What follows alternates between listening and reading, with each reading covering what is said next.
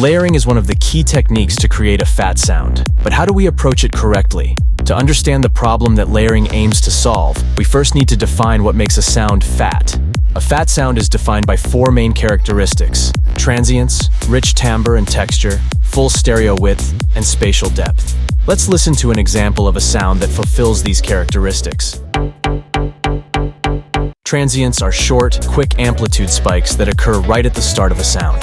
They define the initial attack of the sound and play a crucial role in its perception within a mix. We often refer to this as attack, as it represents the first, impulsive impression of an audio event. Transients provide that satisfying click and help push the sound forward in the mix. In every professional mixdown, clear transients are noticeable.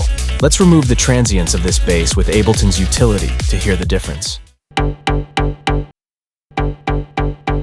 Now, the sound feels flat and less satisfying because the transients are missing.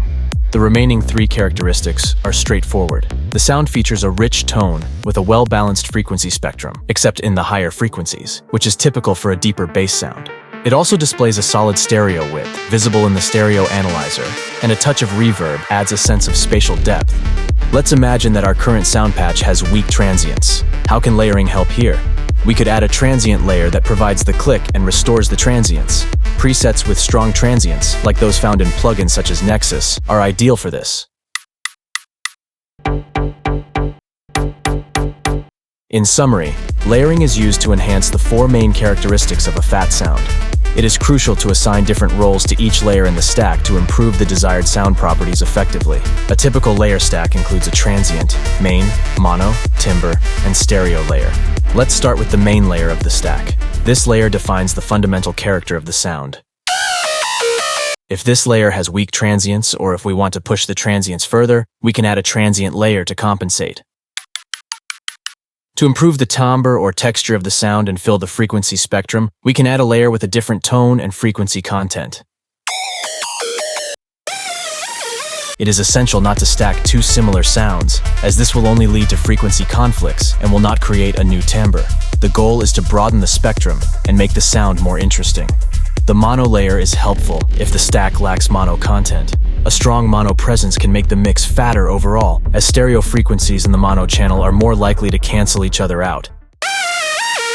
Many professional tracks sound excellent even in mono mode. A stereo layer can further enhance the stereo image if the stack lacks strong stereo width. However, we must ensure it does not clash with other elements that already have significant stereo width. Once we have achieved the desired characteristics, we can finalize the layering process. To make the entire stack sound more cohesive, we can compress the dynamics of the group. This aligns the different levels of transients and ensures that the stack sounds like one unified sound. Now let's listen to the main layer solo, and then with all the layers combined. We can hear that the main layer forms the foundation of the stack. The additional layers enhance and complement the main layer. The layers alone sound rather hollow, so they don't interfere too much with the main layer. Equalizing each layer would be a topic for a future video. I hope this video helped you understand layering better. And don't forget to subscribe for more content.